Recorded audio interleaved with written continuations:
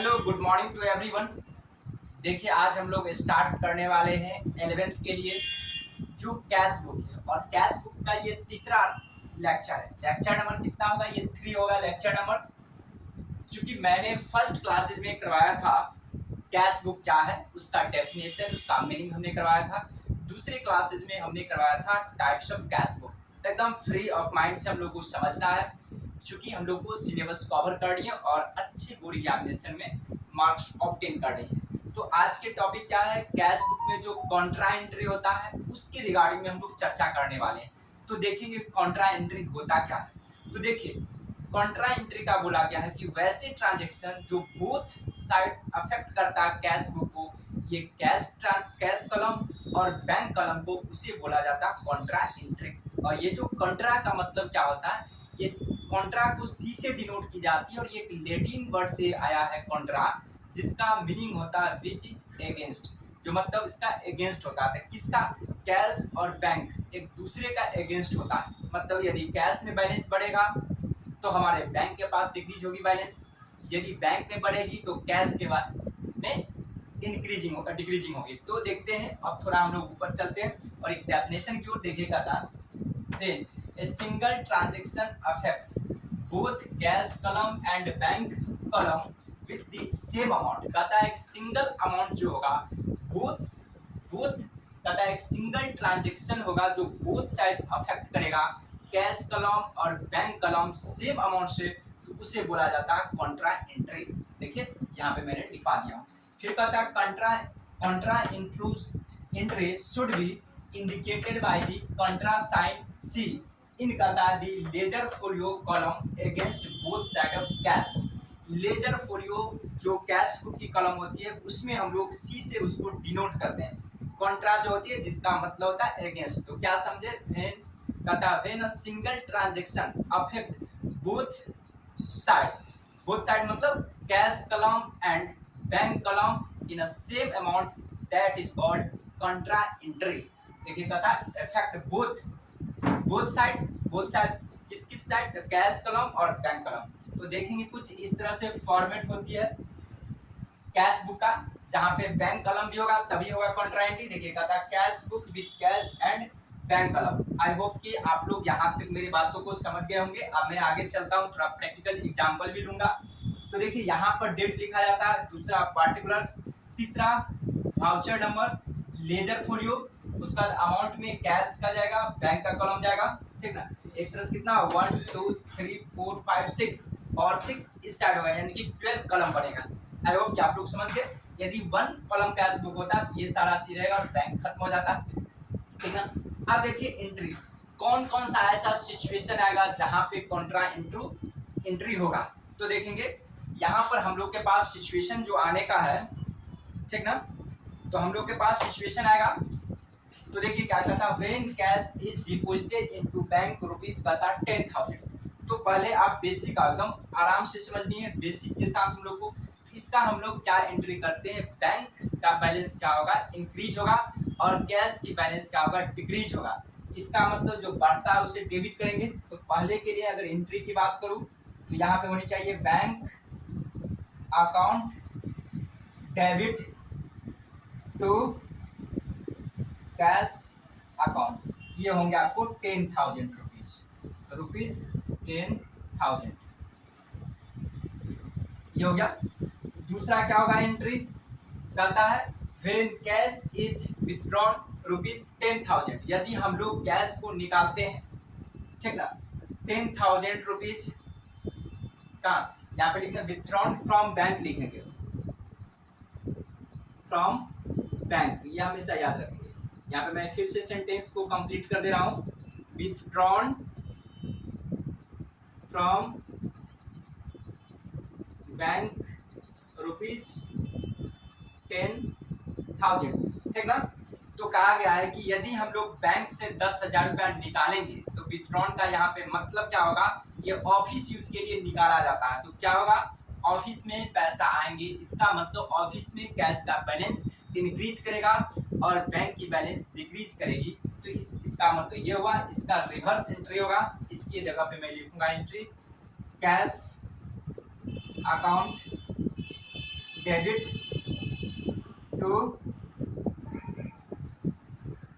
Bank account. ये आपको amount होंगे 10,000, जितना भी अमाउंट रहेगा उतना मैं लिख दूंगा।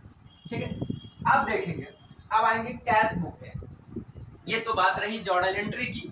अगर यहीं से मैं पोस्टिंग करूंगा तो इधर भी लिख सकता हूँ टू और बाय करके, लेकिन हम लोग को टू दी पॉइंट चलनी है कैश बुक पे, क्योंकि कैश बुक तो एक लेजर है नहीं, क्योंकि ये लेजर तो होती है कैश अकाउंट। इस बात को हमेशा याद रखिए, बुक है, डे बुक है, मतलब डेली ट्रांजेक्शन को हम लोग रिकॉर्ड करते हैं। ठीक है, यहाँ पे जर्नल नहीं बनाकर डायरेक्ट कैश बुक में हम लोग लिख देते हैं। तो क्या होती है, जब अगर जो भी कैश डिक्रीज होती है उसको हम लोग बाई साइड में लिखते हैं, यदि जहाँ पे कैश आती है उसको हम लोग टू साइड में लिखते हैं। मतलब ये आपको रहा डेबिट साइड, ठीक है, ये रहा डेबिट साइड और ये रहा आपको क्रेडिट साइड। ठीक है, क्रेडिट साइड में लिखा आता है जितने भी कैश की पेमेंट होती है उनको हम लोग क्रेडिट साइड में लिखते हैं, और जितने भी रिसिप्ट होती है उसे मैं डेबिट साइड में लिखता हूँ। तो देखिए इस एंट्री में क्या होती है, कैश हम लोग को पास बैंक में डिपॉजिट हो रही है, इसका मतलब कैश की बैलेंस हम लोग को क्या होती है, डिक्रीज होती है, मतलब कैश जा रही है। इसका मतलब हम लोग को लिखना पड़ेगा बाई साइड में, लिखना होगा बाई, कैश जा रही है तो बाई लिखना पड़ेगा, कैश जाएगी तो बैंक का नाम लिखेंगे बाई बैंक अकाउंट। इसमें कैश का बैलेंस डिक्रीज हो रही है। और लेजर फोलियो में लिखूंगा सी, कॉन्ट्रा को डिनोट की जाती है सी से, तो कितना होगा 10,000 मैं कैश बुक में लिख दूंगा। लेकिन क्या होगा, बैंक में बैलेंस क्या होगा, इंक्रीज होगा, तो बैंक में डेबिट साइड जाएगा, ठीक ना, तो यहाँ पे हो जाएगा to cash account, bank column में कितना चला जाएगा 10,000। ठीक है, ये क्या हुआ, कॉन्ट्रा सी से डिनोट किया जाता है ताकि पता चल सके कॉन्ट्रा एंट्री है। एक तरह समझिए यहाँ पे बिजनेसमैन के लिए पैसा कहीं दूसरे पे पेमेंट नहीं हो रही है। जैसे एग्जांपल के तौर पे मैं इस जेब से पैसा निकाल करके और दूसरे जेब में रख रहा हूँ, इसका मतलब अल्टीमेटली इफेक्ट क्या हुआ, जीरो हुआ, मतलब अपने पास नहीं रह करके बैंक में डिपॉजिट कर देते हैं। कभी बैंक से में डिपॉजिट जो किया हुआ अमाउंट होता है उसको निकाल करके अपने पास में रख लेते हैं, तो बात एक ही होती है, ठीक ना। अब दूसरा क्या होगा, कहता विथड्रॉन फ्रॉम बैंक, बैंक से हम लोग पैसा निकालते हैं तो क्या होगा, बैंक का बैलेंस डिक्रीज होगा, इसका मतलब क्रेडिट साइड में लिखना पड़ेगा, ठीक ना। तो क्रेडिट साइड में लिखूंगे बाय कैश अकाउंट, क्योंकि बैंक कॉलम में लिखनी है, तो कितना था 10,000, तो यहाँ पे मैं लिख दूंगा 10,000 और इसके सामने मैं सी लिखूंगा, ठीक है। और क्या होगा, कैश बुक में बैलेंस इंक्रीज करेगा, तो कैश बुक में लिखूंगा टू बैंक। हमेशा याद रखेंगे नेम रिवर्स देंगे, क्योंकि अपना ही बुक्स ऑफ अकाउंट में अपना नेम नहीं लिखा जाता है। यहाँ पे मुझे कैश बुक में बैलेंस लिखनी है, इसलिए मैंने बैंक का नेम लिखा, और जहाँ पे मैंने बैंक का नाम, बैंक की कॉलम में मुझे लिखनी थी, वहाँ पे मैंने कैश का नाम दिया। इस बात को हमेशा याद रखेंगे। तो आई होप कि आप लोग मेरे बातों को समझ पा रहे होंगे, और सब जितना ट्रांजेक्शन होगा वो तो जाएगा ही। जैसे यदि मैं रेंट को पेमेंट करूंगा, सपोज दैट अगर रेंट पेमेंट हो रही है तो क्या होगा, कैश जाएगा, यदि कैश के थ्रू कर रही है तो यहाँ पे चला जाएगा बाय रेंट, ठीक है। अगर 1,000 है तो 1,000 लिख दूंगा, ठीक है, इधर कोई इफेक्ट नहीं होगा।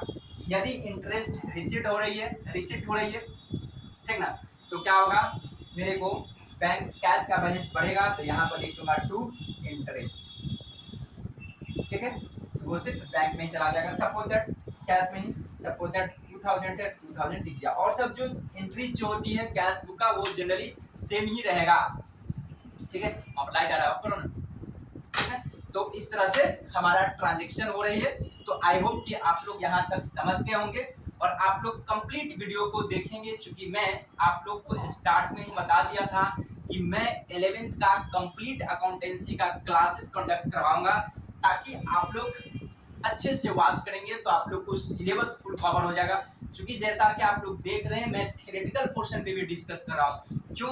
क्योंकि मैंने लास्ट टाइम में लास्ट क्लास या ईच एंड एवरी क्लासेस जब मैं लेता हूँ, कॉन्टेक्ट करवाता हूँ, तो आप लोग को मैं कुछ टिप्स देता हूँ कि आप लोग थ्योरेटिकल के प्रैक्टिकल के साथ साथ थ्योरेटिकल पोर्शन पे भी फोकस करेंगे। क्यों?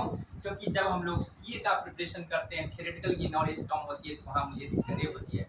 साथ साथ अन्य दूसरे सेक्टर में यदि जाना है, यदि आप नेट जेआरएफ की प्रिपरेशन के लिए अगर जाओगे वहाँ पे भी जानकारी मिलेगी। यदि आप बैंकिंग सेक्टर में जाओगे, इंटरव्यू जब लिया जाएगा तो वहाँ पे आपको क्वेश्चन नहीं बोलेगा बना कर दिखाओ कैश बुक, आपसे पूछेगा कैश बुक क्या है, उसका कितने टाइप होती है, पेटी कैश बुक कैसे बनाई जाती है, कॉन्ट्रा एंट्री किस एंट्री को मैं बोलूँगा, यदि रेंट पेमेंट किया जाएगा तो कैश बुक को डेबिट साइड जाएगा या क्रेडिट। पहले हम लोग बेसिक को पूरे कंप्लीट रूप से कवर करेंगे, उसके बाद ओनली और ओनली मैं 2 4 5 क्वेश्चन प्रैक्टिकल करवाऊंगा और आप लोग से भी प्रैक्टिस करवाऊंगा, जिससे कि मुझे पता चल सके कि आप लोग मेरे द्वारा बताया गया जो भी क्वेश्चन था कॉन्सेप्ट उसको आप अच्छे ढंग से क्लियर कर लिए हैं, और मुझे भी यकीन हो जाएगा कि आप लोग आप किसी प्रकार का कैश बुक से क्वेश्चन आप लोग के सामने दिया जाएगा तो आप लोग अच्छे से बना सकते हैं। ठीक है, ओके बाय बाय। आप लोग जब भी देखेंगे स्टार्ट से लेकर एंड तक देखेंगे, और जो भी न्यू मेंबर्स हैं, जो भी न्यूज़